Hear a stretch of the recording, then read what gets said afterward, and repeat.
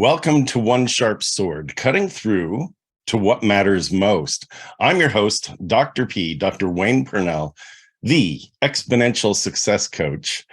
With me today, I have someone who, he's going to talk about what it means to speak naked. He might even talk about how much fun it was to fall off a building. And there's a potential that we'll discuss what happened that he got a puck to the throat.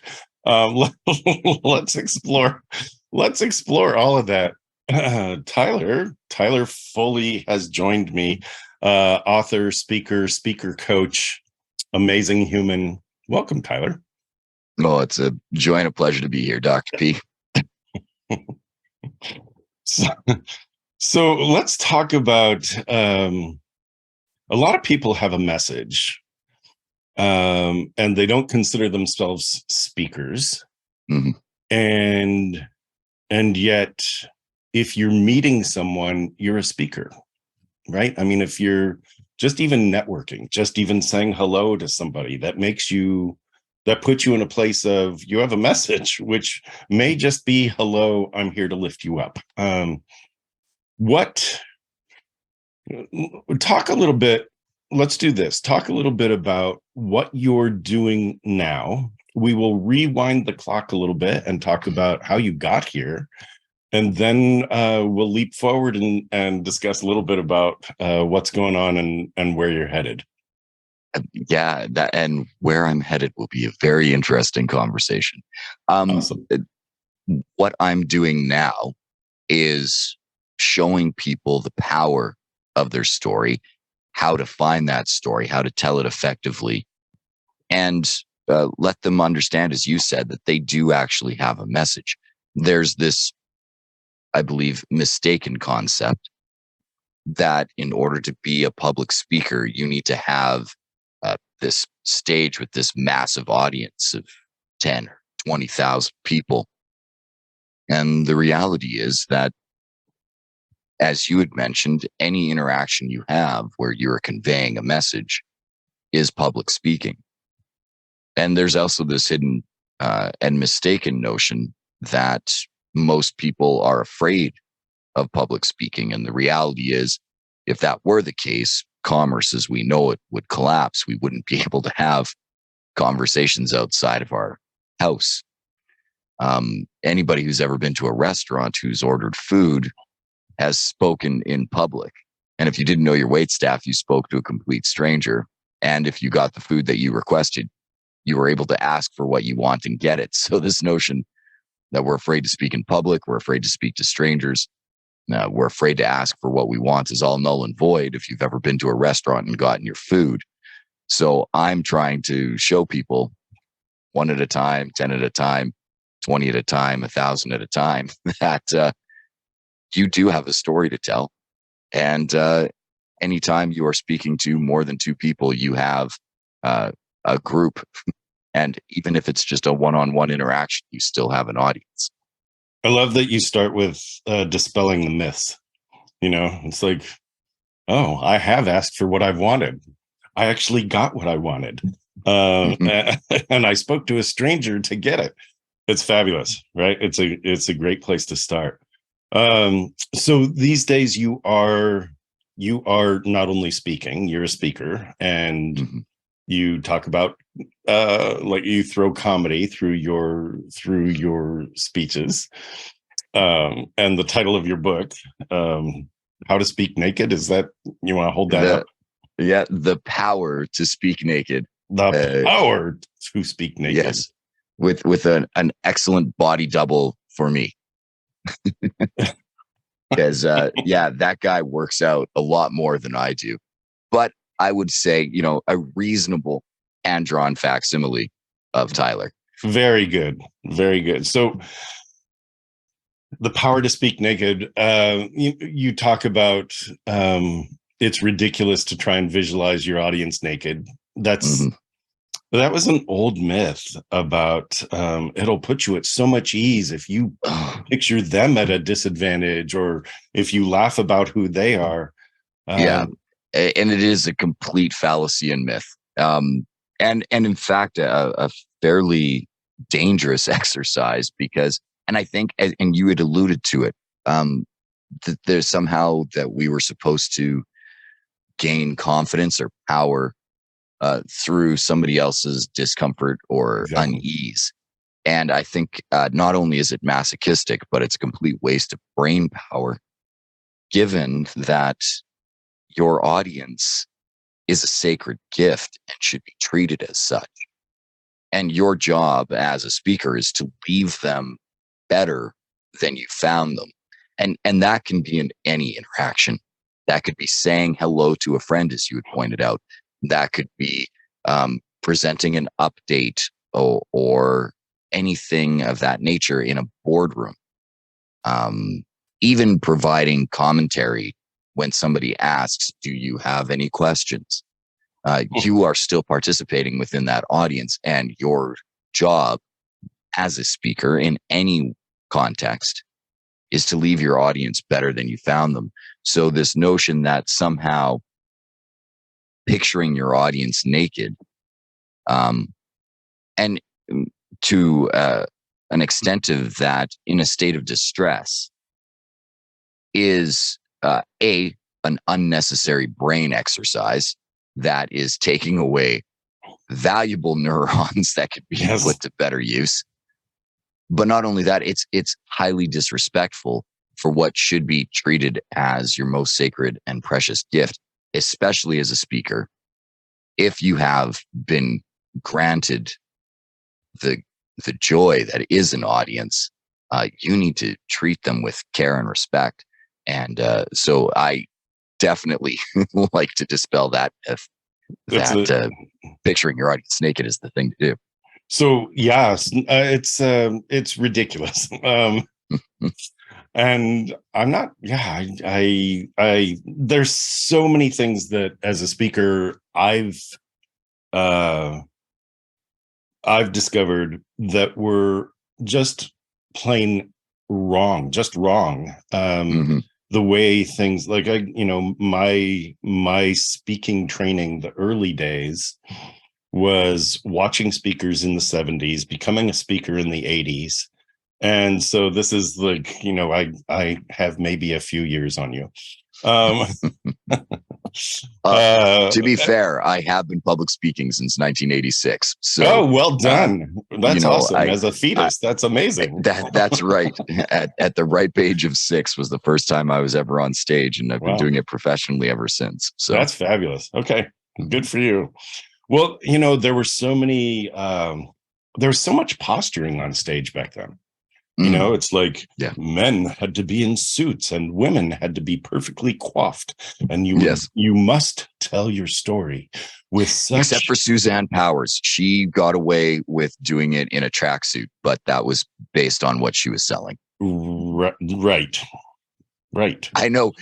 Hey, see, I just dated myself. You're like Suzanne Powers. Now that is a dig from the 80s. It totally is. It's awesome. Even though I was just saying, women had their hair perfectly coiffed. Like there was a posture and a vocal tone and a cadence. And you would use this cadence and then you'd speed up and be very powerful. And then you'd get back to being, and it's, I love where we've come as speakers, that we get to be genuine humans. Yeah. And we get to, we get to bring a message that's important. I am going to guess that the Power to Speak Naked addresses the fact that our message is more important than we are. And that we can show up vulnerably real as speakers with the idea that the audience is a gift and our message is our gift to them. And truly the essence of why it's called The Power to Speak Naked. Obviously, it's a bit of tongue-in-cheek jest at picturing your audience naked. Yes. But at its core, not only do I want the audience to be able to give a raw and naked presentation, in that they don't need the PowerPoint, they don't need the lasers, the DJ, they don't even really need a PA system. Even in a large venue, I had the joy of being on stage in Dallas this past May. And I was sharing a stage with some of the best speakers in the business. Phil Town, Tony Robbins was the headliner. The amazing Molly Bloom, and Bob Cattell was our host. And we were in this probably about a 10,000 seat arena. I think there were 6,000 people in the audience, and the PA system died because the power source that they were plugged into was underpowered for the amount of juice that we were drawing. And Bob, who is, the most incomparable professional, like the man is a joy and a pleasure to watch. I learn so much every time I get to see him. He literally went out, no PA, no anything. And as a trained school teacher and former thespian, just went on stage and was like, "Okay, everybody, can you hear me?" And they were like, "Yes." He's like, "Good. See, I don't need all of this stuff." And I was like, "That's from my book." Yes. And I mean, it's obviously his own material, but I was like, I say that. And it's true. You don't need all of these things. What you need is your story and your understanding that your story has the ability to change someone else's life for the better. And if you can present that in a naked fashion, raw, vulnerable, expose yourself to some harsh criticisms and be prepared to defend them through the power of your story, so that somebody can see the world through your eyes, through your point of view, that's when you have the ability to have real and true impact. Love that. Allow the world to see allow your audience to see the world through your eyes, through your story. How do people? You and I have certain circles that are very much in common, right? So, and I'll mention them: Roger Love, Bo Eason, right? So, Bo talks about stories. Obviously, he that's a lot of the work he did after he left professional football. Yeah. How you do work with people to help them find their story, right? People will come to you and say, "Tyler, my life's like boring. I've got nothing to share. How am I going to leave an audience better than I found them? Where do I'm not a storyteller," right? So you've heard it all. How do you help people overcome the kind of negative self-talk that they've given themselves for decades? Well, one of the first things we do is explore that they do have a story. And the nice thing is this is an exercise that can be done in 2 minutes. And so we might as well do it right now for your listeners. I would love that. And please, what I would love them to do, if math is difficult, we're going to do, 4th grade math here. If it's difficult for you, hit pause, grab a calculator, grab a pencil, grab a piece of paper. If you can do this in your head, which most people will be able to, good. This is just a quick exercise. The first thing I want you to do is take your age, however old you are, and round to the nearest 5. Once you've done that, I want you to take that number and I want you to divide it by 5. And now you will have 5 even time periods of a certain number, age or epoch. And I want you to look at what you have as far as those age groups go. So if I was to do this exercise, I'm 43 years old. I would round to 45, divide by 5, and get 5 even time periods of 9. Now, Dr. P, I know the people who listen to you. And I know that we do have a couple of A-type personalities who are very particular, who are like, yes, but that is not even time periods for me. My age is X, and now I've added or subtracted from it. So for those people who need to be exact, if you want to be exact and be perfect with your time periods, if you rounded up for your age, it was either 1 or 2 that you had to round up by. Deduct that number that you rounded up by from your last time period. And if you had to round down, it was either 1 or 2. Add that to your first time period. So for me, I have these even time periods of 9, but I had to round up to get there. So from my last time period, I would deduct 2, and I would have my last time period is just 7 years. And the reason we do this is just simply to divide your age into time periods that you can look back and reflect on. And the reason we add to the beginning and subtract from the end is you probably don't remember the first 12 to 24 months of your life. So we're just giving you a little bit of buffer there. And your most recent time period is probably going to be your most vivid, the one that you have the most memories from. So we'll just subtract a little bit from that, and it tends to balance out the playing field.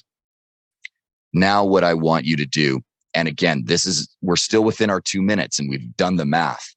I want you to look at each one of those time periods, 0 to 9 for me, then 10 to 18, then 19 to 27. Whatever yours happen to be, I want you to look at your 5 even time periods, and I want you to ask yourself, what is the most significant or vivid memory that I have from this time period? When I think of myself in this first time period, what is the first memory that comes to mind? And it needs to be the first one, not the one that when I search and I'm looking for meaning or significance, or I really want to dig deep. No, I mean, when I say, hey, Dr. P, between 1 and 9, what's the first memory that you have? What's the one that pops out? That's the one I want you to focus on. And then again, for time period 2, 3, 4, and 5. Once you've done this, you should have 5 memories. If you have more, that's great, but I want you to just focus on those first 5. And in doing so, this is the exercise that takes longer. So we've now discovered that we do have these memories. But what I want you to do is ask yourself now and explore why. Why was that memory so significant for you? Why is it that is the one that pops to your mind when you think of yourself in that time period? Why is that the one that holds some form of power over your subconscious that it remains a conscious memory? Those are the stories that matter to you, which likely led to you becoming who you are. Once you've explored the why that's important, now you start to look at the lessons within there. Who were you prior to that? Who were you after that? Was there a significant shift, or was there not a significant shift? What did you need to know going into that event? What didn't you need to know? What did you learn? What did you wish you had learned? What did you wish you had known prior? All of these things will inform the details of your story. All of these things will inform who that person that needs to hear that story is, because ultimately you want to speak to somebody who experienced something similar. One other note with these memories, they don't have to be these vivid pictures. They don't have to be a Michael Bay Hollywood blockbuster with explosions that go off and Transformers flipping over cars. You just want the thing that's significant to you. It could be a sound. It could be a color. It could be a smell. All of these things, it could be a very vivid, picturesque thing. It could be a hazy, fuzzy thing. But it's the one that stands out the most. And then we want to explore the essence of that. And then the fun part comes in the telling it. And as you had mentioned, Bo Eason taught this to me And it's something that has resonated with me ever since. The more specific you can make the details, the more universal that story will speak to your audience. Very because true. it allows them to experience the world through your eyes. They say never judge a person until you've walked a mile in their shoes. But the reality is, physically, we can't actually do that. But metaphorically, I can walk a mile. I could walk your entire lifetime with you if you share the details with me in a way that I understand it. And it's the details that matter in the retelling. That's great. My background is clinical psych, and I am going to encourage our audience, as you're listening to this or watching this, that you go back through what Tyler just said and truly, truly journal it, right? So what time period are you selecting? And, chunk it down or just await the first thing that jumps to you. I love that. What's the most significant or the first memory that pops up? Why do you think that was so significant? What were the lessons? Who were you before and after? I love it. I was taking notes. So that's awesome. What did you learn? What do you wish you knew going into it? And the reason I think this is so significant is that it's a lot of if you wanted to coach yourself into your next time period, you look at all of that. Who are you? Who were you before this? What is happening to you now? And what do you wish you knew prior to being here? And how are you going to get that knowledge moving forward? So it's fabulous. What a great exercise. That's awesome. Really good. Well, and again, the power of this particular exercise is it dispels that myth that we don't have stories, or that our life isn't significant, or that our life doesn't matter either. Like that can be one of the worst lies that we ever tell ourselves. And I think the real power in this is that, again, people think it needs to be this Hollywood blockbuster, that your life needs to be that. And the other problem where I find most of my clients get stuck is the comparison, right? Oh, yeah. I am not Tony Robbins. Now, I was lucky in that I did have the opportunity to share a stage with him, in that I was one of the first speakers in the morning and he was the last speaker in the evening. I didn't even get to share a green room with him because he has a separate green room when he speaks. So, but if I constantly compared myself to him, I would never achieve the things that I need. Tony is not me, and I am not Tony, and never should I be, nor will I be. Right. Nor he. I am right. Yeah, I am me, and I need to be the best version of me. But there are people out there who can identify with my circumstances, with what I do. And that's, and this power, doing this exercise really illuminates who your ideal audience is, because you want to be speaking to yourself 5 or 10 years ago. And if you can frame it that way, what did you need to know? What do you wish somebody could have told you? Now go and tell yourself that. And that's where, again, those details start to come out, because what did you need to know? What did you need to focus on? That's what your ideal audience is going to hear and pick up on. And it's amazing how you find that audience when you start authentically and vibrantly sharing that information. And remember, authenticity is synonymous with self-awareness. Yes. The most authentic speakers are the ones who know themselves at their core, and therefore are not shaken by challenges to their either viewpoint or their perception, because they know who they are internally. And that's really the whole point of this exercise, is get to know you. Introduce yourself to somebody you've known for a very long time. That's awesome. And explore the why. Yeah, you can't people can challenge you, but nobody can take away the you of you. And if it's your story, it's your story. And nobody knows it better than you, and nobody can tell it better than you. So do you picture this happening at, rather than on stage, do you picture this happening at networking events, where you're meeting people and trying to make a reasonable impression? And Yes. if so, can you talk about how you whip out your story? It's like, there I was in preschool and I had my favorite cup. It's like, you're not going to start there.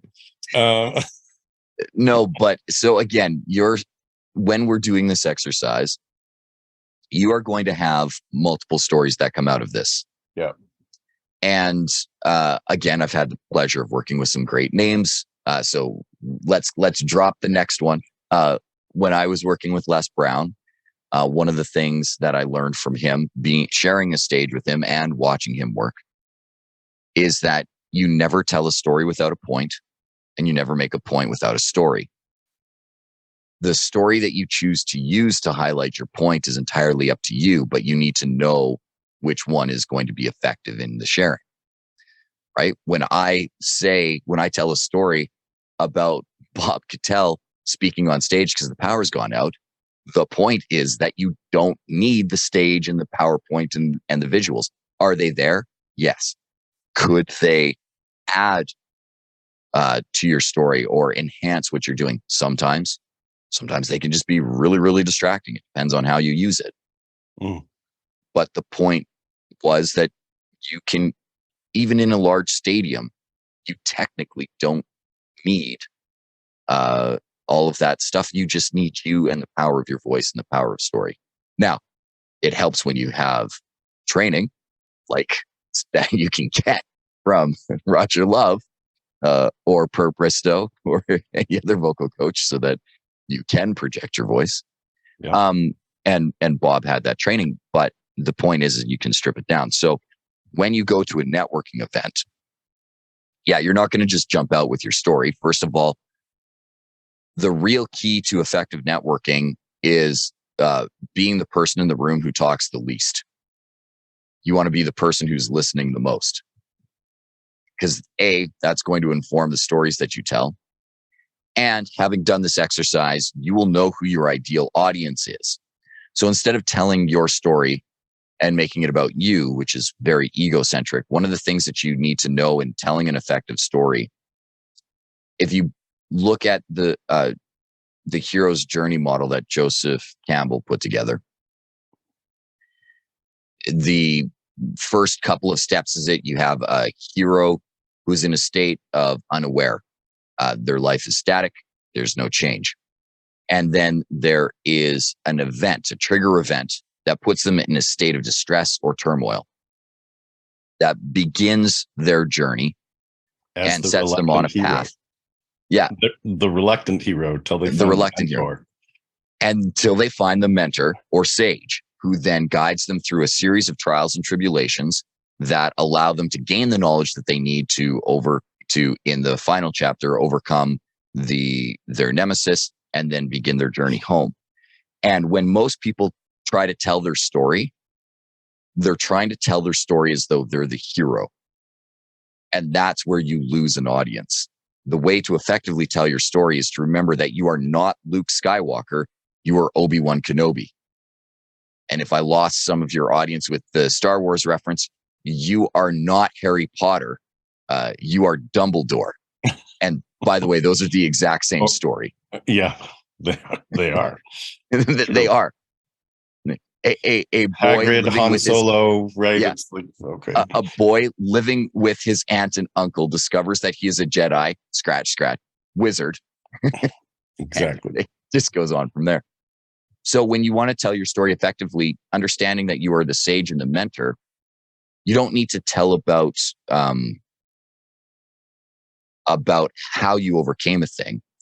What you need to do is talk to the struggle that this person is currently experiencing or is in a state of unaware, right? So when I go to a networking event, first of all, I'm spending most of my time listening, because again, statistics show that 75% of people express anxiety around public speaking.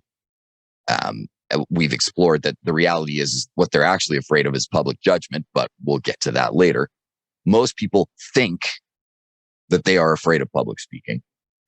But studies show that only 3 to 6% of people will actually seek professional help to get better at it, despite knowing that it has a negative, if you don't public speak, it has a negative impact on your earning potential and your leadership. If you do speak, it has the inverse effect in that you can earn more, gain more leadership opportunities, have better chances at promotions within your organization.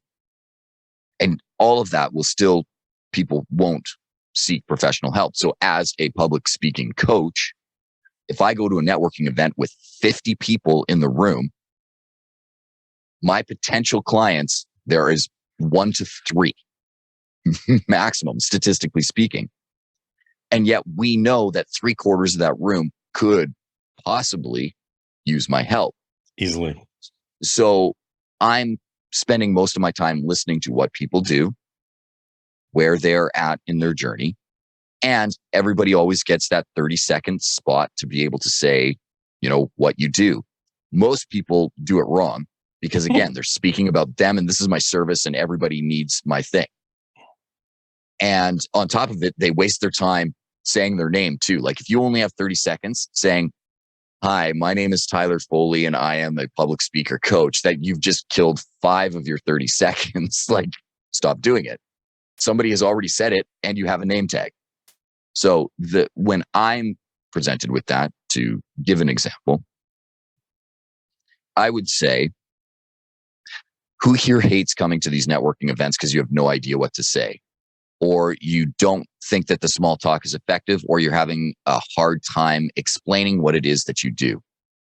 If you are an introvert like me and find these things ridiculously uncomfortable, I have a very easy 5-step process to help you discover your story, to find an easy way of speaking it with ease so that you can attract and gain more clients. That's something that interests you. Come find me. I'll be over in the corner. Otherwise, I would love to know what it is that you do and maybe see if there's anybody in my network that I can introduce you to. Under 30 seconds. Even if I'm given a minute, I'm only going to give that because that speaks to the pain point that I solve, means that I identify with it, and shows that I have a little bit of insight. And then they can be like, "Well, tell me more." And then when they want to know more, then I can tell them my story.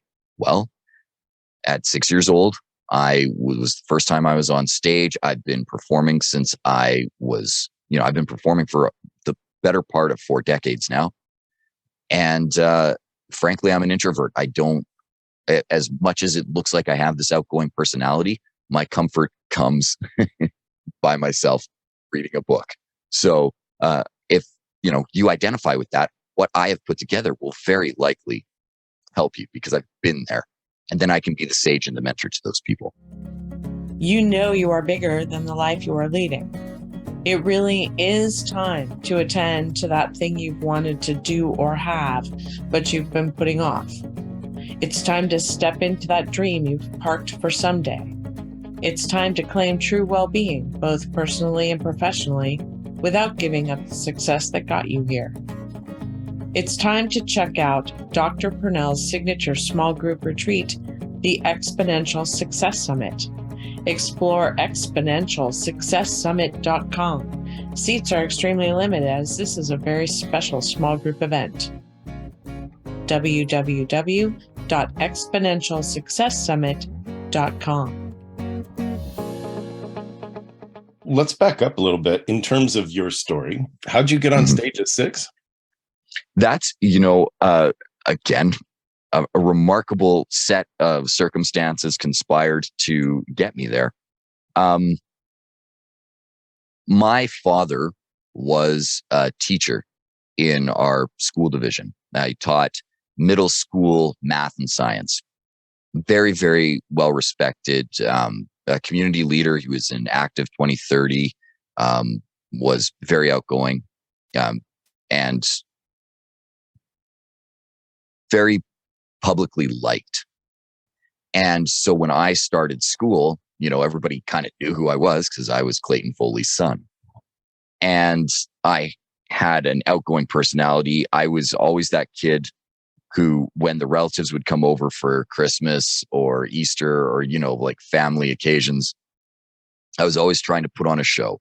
So I remember getting a magic kit when I was like 3 years old and showing people, and making the little foam rabbit disappear and coins through hands and all kinds of fun things. And so my grade 1 school teacher, Miss Judy Nielsen, who I'm still in contact with today and gets an acknowledgement in my book because she's a fabulous human being, put me on stage as Joseph in our Christmas pageant, our Christmas play.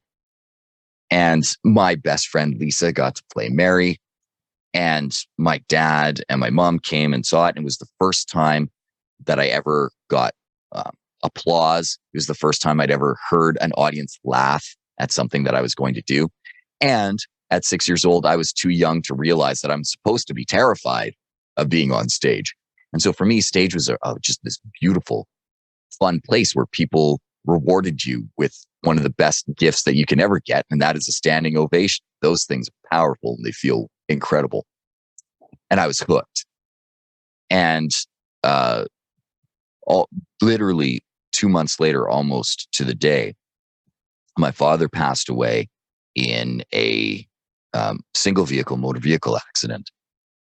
And being as young as I was really hard for me to process the finality of death, what that meant, that my father was never coming back. Like, all of those things are really foreign concepts when you're 6. Mm-hmm. And so I didn't really outwardly grieve. And I don't know if it was out of concern or if it was just because my mom needed something to do something for me to do so that she could grieve and, keep the kids occupied. But Judy had reached out to her and said, listen, he actually really does have a gift and a talent for this. And so mom didn't know really what to do. And then my uncle, who is a perennial bachelor, which means that he doesn't cook for himself and always goes out for food, worked for the city. And our main fine arts complex was literally right across the street from City Hall. It had just been built at that time. And he was out for lunch. And I can't remember if it was the casting director or the director or the producer of one of the plays was complaining very loudly to her associate, how hard is it to find a small boy to play Tiny Tim? Wow. And my uncle leaned in. He said, well, how small is small? And she goes, well, we need somebody who's like 6 to 10, but they have to look like they're 5 to 8. He goes, well, my nephew is tiny. He's 6. He's almost 7. And he looks like he's 4. And she goes, that might do. Bring him in. And she gave my uncle her card. My uncle reached out to my mom and said, this might be a thing that Tyler could do. And I got to go and audition for it and get the part. And again, I've learned this lesson multiple times over the course of my life. Talent does not get you the job. Talent gets you the opportunity to audition. Everything else gets you the job. Right height, right color, right eye color, hair color, wardrobe circumstances, who knows what. I remember once getting a job for a MTV TV series. And in between takes, I was sitting down. The director was beside me.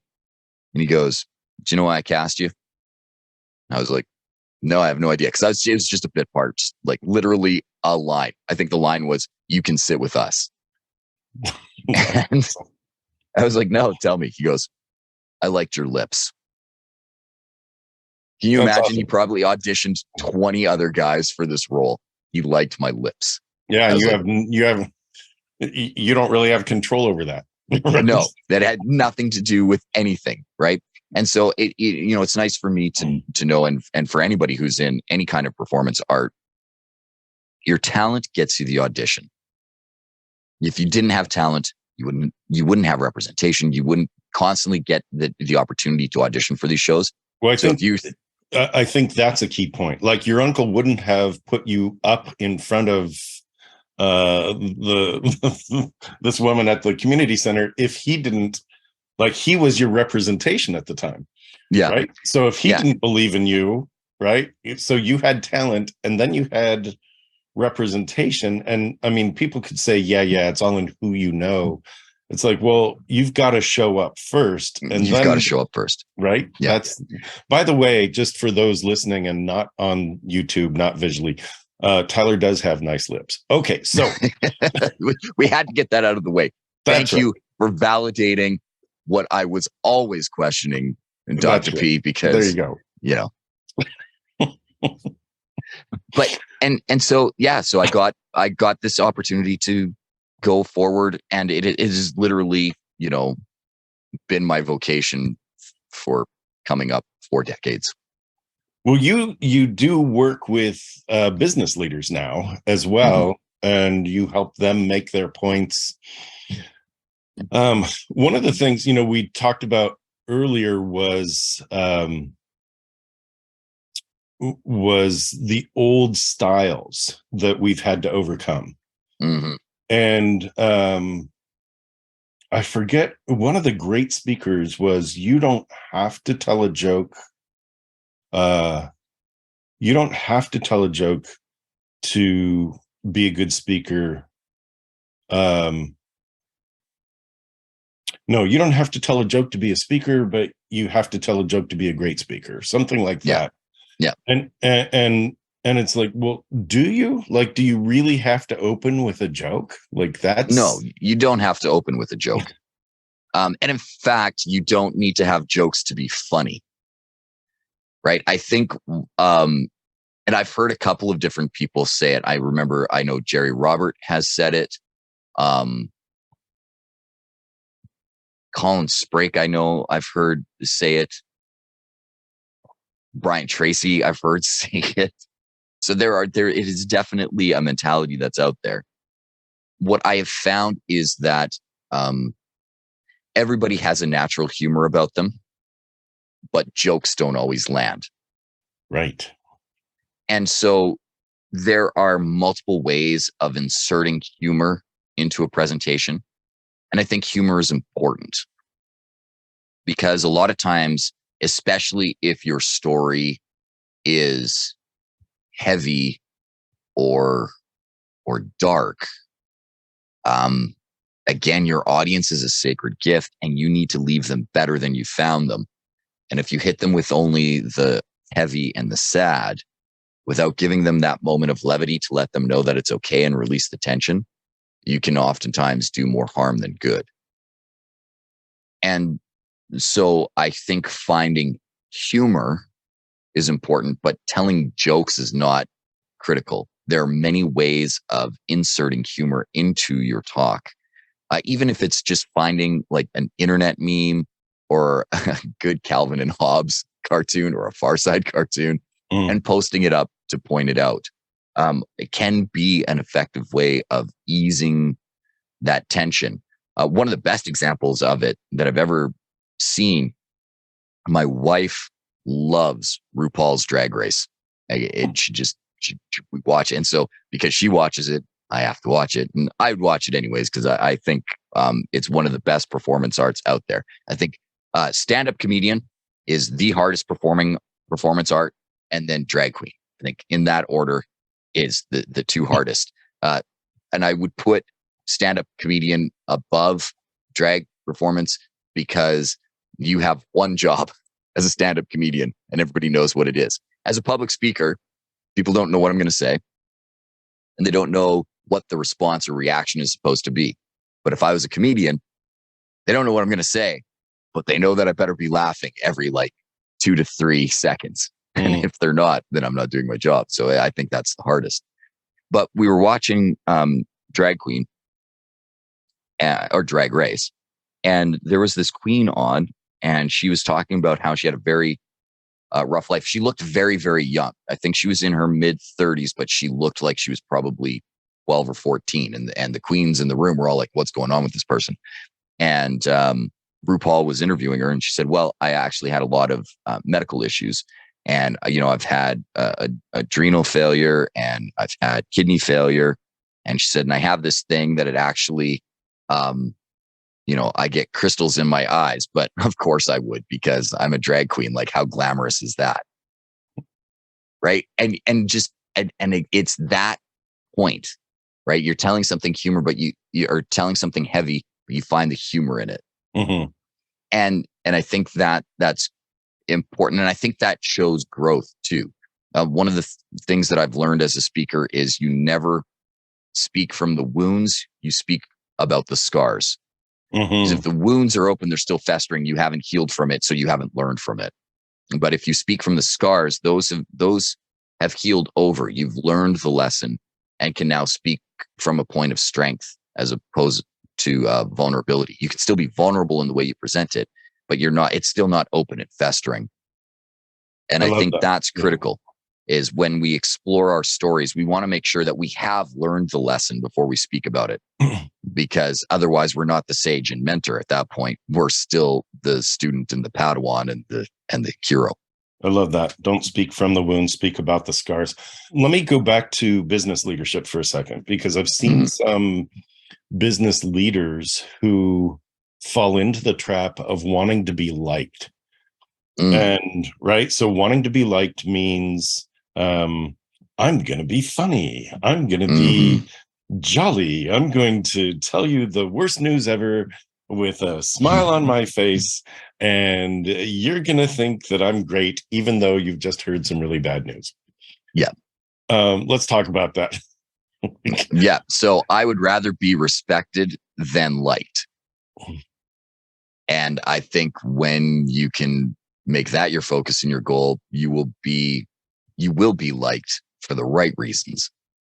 And yeah, I know exactly what you mean. I have seen that speech, and not only that, it's a poorly timed joke delivered in what I call the Toastmasters cadence. Yes, and it never goes well. And I think for most leaders, I think there's this misperception and false concept that vulnerability is equivalent to weakness. And some of the best leaders I have ever seen have the ability to take on the weight and the concerns of their people and express to them how they feel, right?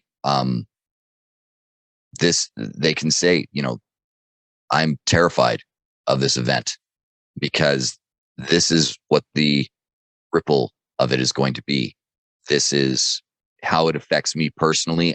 And taking that mantle on them. That's real leadership, right? Stepping in front of your people. Well, I think it also and shepherding them. Shepherding is a great word. I think it honors them. I think that what it does is when a leader does that, it speaks to his or her values. And, in my work with leaders, starting with values, most people, the mistakes that are made by leaders is that they don't let others know what they value. They assume that others know what they value. Or they've put values up on a mission statement that aren't actually aligned with their actual values. Right. Because they think it's good PR or press, or it looks good. Yep. Misaligned. Right. Right. I mean, I'm not just a handsome face, well-known actor and public speaker. I use my powers for good, and I am a safety consultant. And when I'm working with my clients, that's usually one of the first things that I ask them.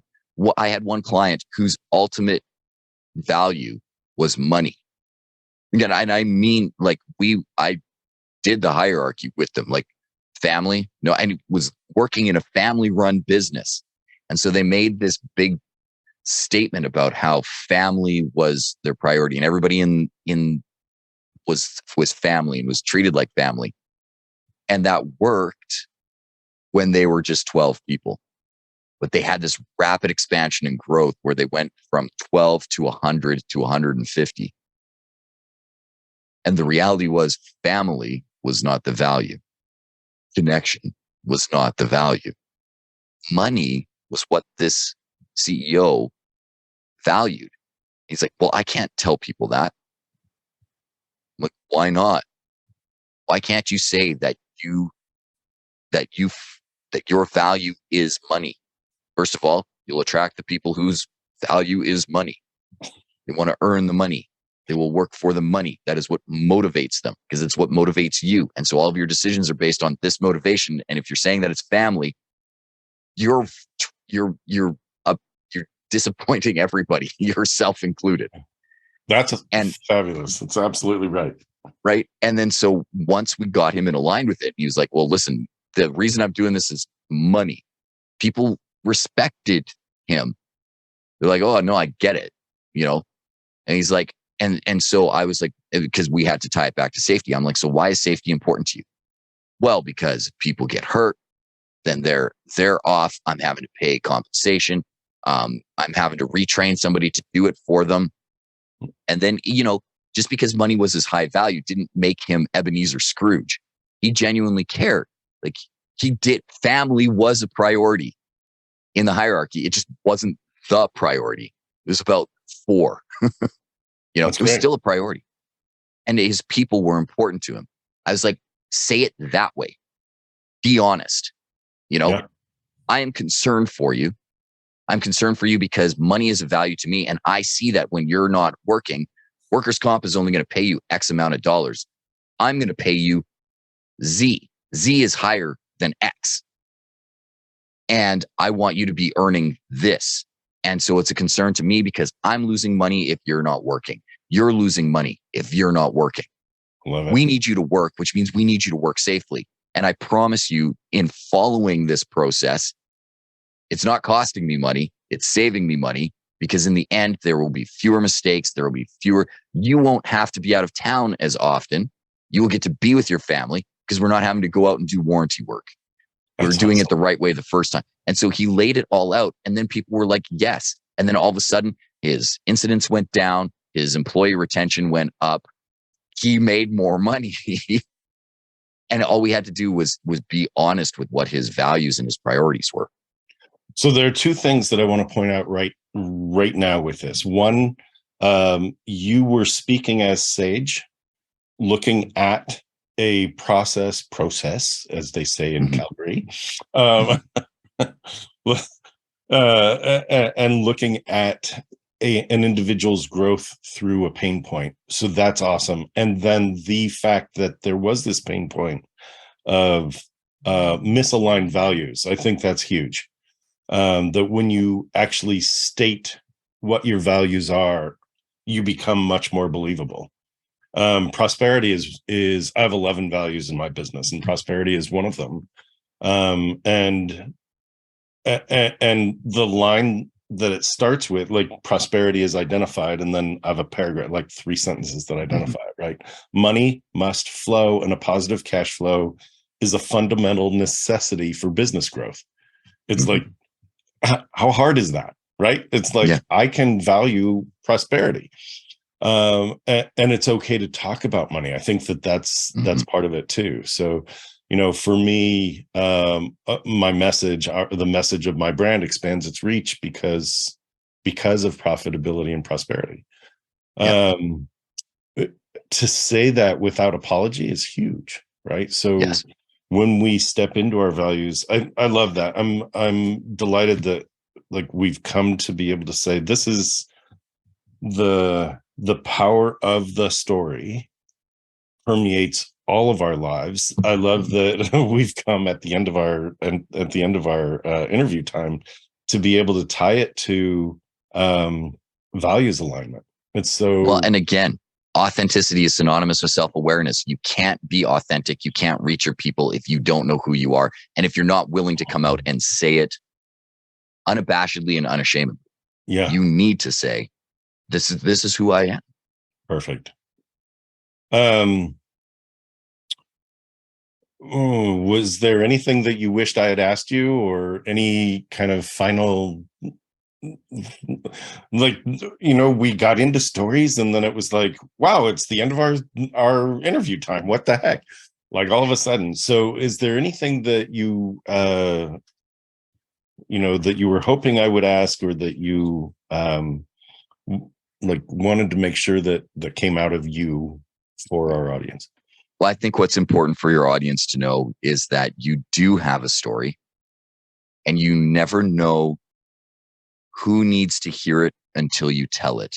The people who are the ones to speak first are the ones who are viewed as leaders. If you want to be a leader in your space, you need to tell your story.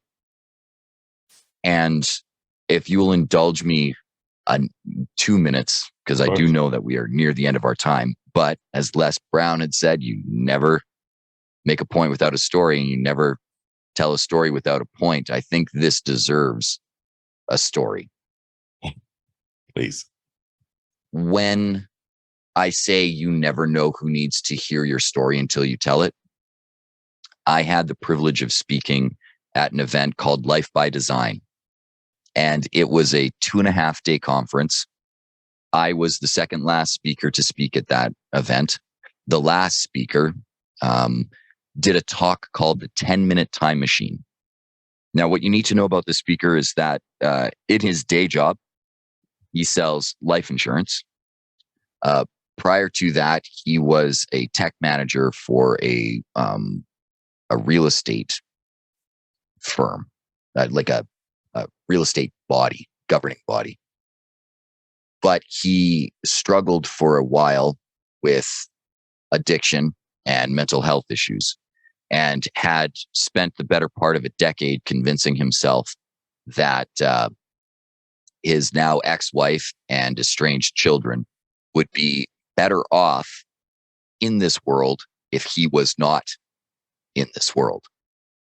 And he had become very obsessed with finding the perfect combination of alcohol and pills that would end his life in a way accidental enough that his children would get a life insurance payout. And the 10-Minute Time Machine talk discussed the day that he got it right, which also happened to be the first time in almost 3 years where he had faked sobriety at a family function enough that his now ex-wife trusted him enough to take the children home with him, because she and her new partner just needed a break and needed time. And so he had this routine where he would, sleep most of the day, get up in the evening, go to 7-Eleven, get a Slurpee and a Rice Krispie square, and then proceed to mix various pills that he would get from pharmacists who didn't ask a lot of questions, and alcohol readily available from any liquor store, and try to find that right combination to kind of ease him off into oblivion. And this day that he got the children, he then decided he, going to change the routine. But then he went to bed, woke up, and as most people who get into habitual things do, forgot that the kids were there, got into his routine,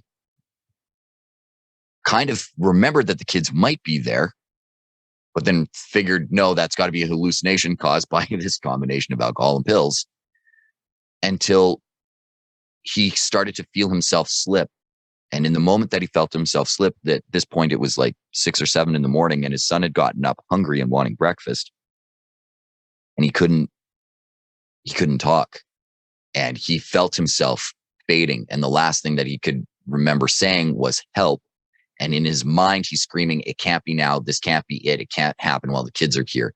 And that was the thing that sparked his will and his need to live. And so he calls it the 10-Minute Time Machine, because if he could go back in time and change anything, would he? And his answer is no. Because he'd thought he had reached rock bottom before, but he hadn't. That was his rock bottom. But he needed to know that his children needed him there, as opposed to this false belief that he had told himself this story for a long time that they didn't. And it was in this understanding that he managed to change his life. You know, he finally, because he pretended to go to rehab before twice, didn't work. But now he actually went. Now he had a reason, he had a commitment, he had a deep-rooted want to do this. So he tells this story. And remember, this is a very difficult thing for him to come forward and say, because his vocation is selling life insurance. Mm-hmm. Now. Wasn't at the time, but it was now. And so for a life insurance salesman to say, I struggle with mental health and tried to kill myself, probably not the best messaging for his business. But he did it, and he said it anyways. In the audience that day was a woman who had been gifted the ticket by her friend, and out of politeness agreed to go, knowing full well that on the Monday morning after the event, she was going to hike up to her favorite lookout spot that in the mountains that overlooked the lake, very near to where this event was being held. She was going to take her rifle that she had just recently purchased, had just recently cleaned. She was going to put one round in the chamber, and she was going to point it at herself and end her life. But then she heard the 10-minute time machine. And she recognized in that story herself, because the speaker, when he told it, was unbelievably vulnerable and found the humor in it. Like, here's the thing. It was a very dark subject, but you laughed. Like, when he talks about the Rice Krispie square, it was the only thing that he could stomach. Plus, it made his abs look good. I mean, you couldn't help but laugh. Right. And he was so authentic in the sharing, and the details mattered, and she identified with the details. So she came to the promoter and she says, listen, this is where I'm at. I'm struggling with these issues, and I need help. And so she got the help. And a year later, she came back to the promoter and said, listen, I've had this massive growth. I've had these massive transitions and understanding of who I am. I would like to tell my story, if that's okay. And the promoter said, absolutely, come tell it. Now, she'd never public spoke before, ever, but she got up, she found the strength to do it. In the audience that year, there were 3 people who were going through the same thing, who were thinking the same thing, who reached out to her and said, listen, I need help. So in one person being brave, he changed one person's life. That person being brave changed 3 people's lives, literally saved lives. Mm-hmm.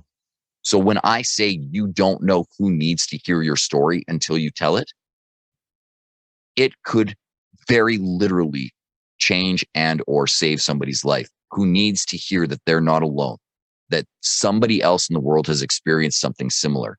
And that is the power of story. And that is why you need to share yours. That's awesome. It's awesome.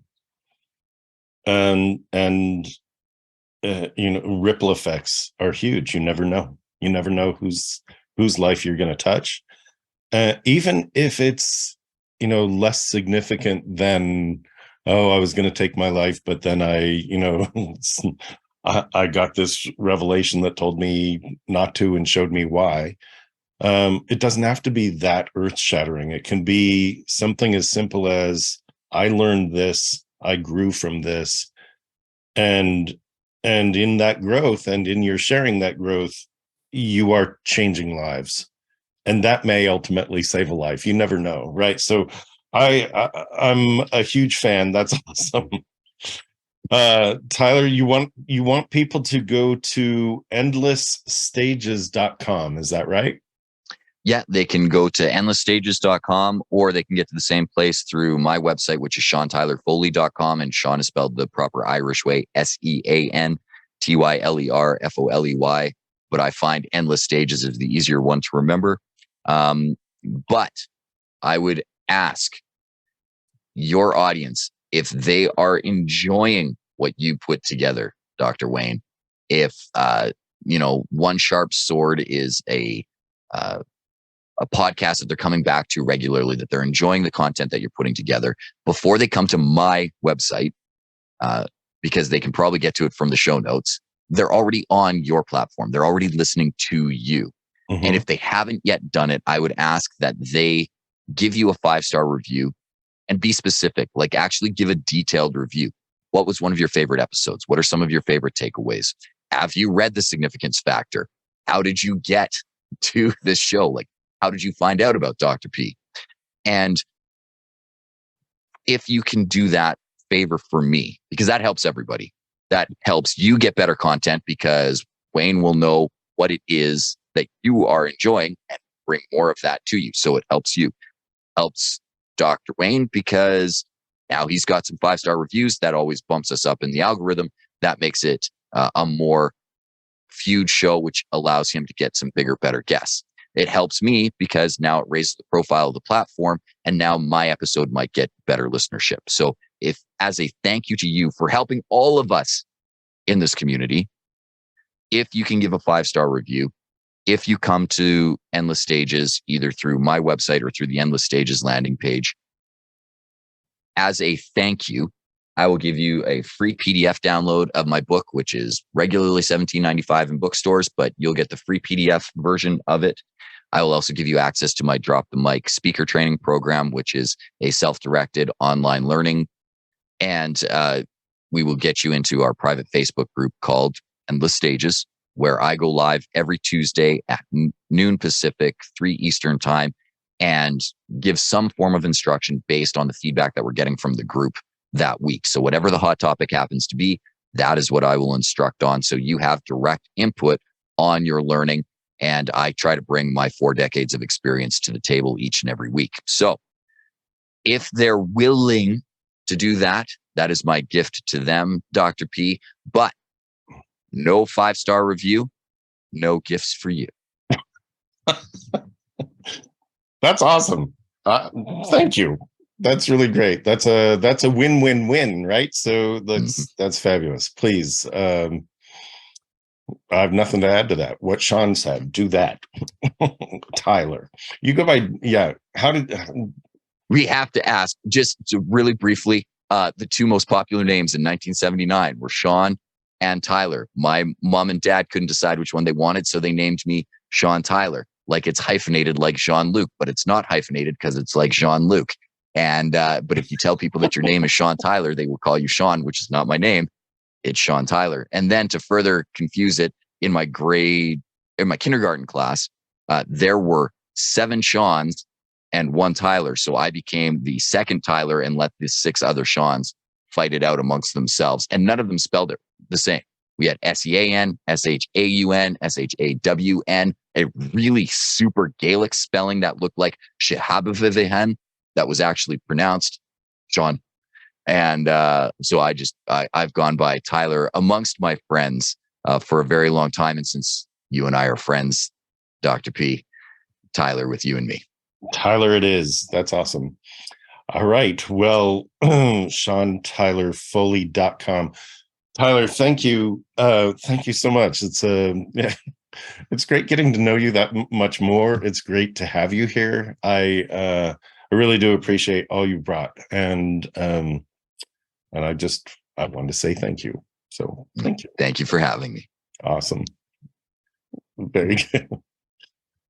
All righty. Well, amazing. More amazing stuff. This is One Sharp Sword, which is better than 1,000 dull knives.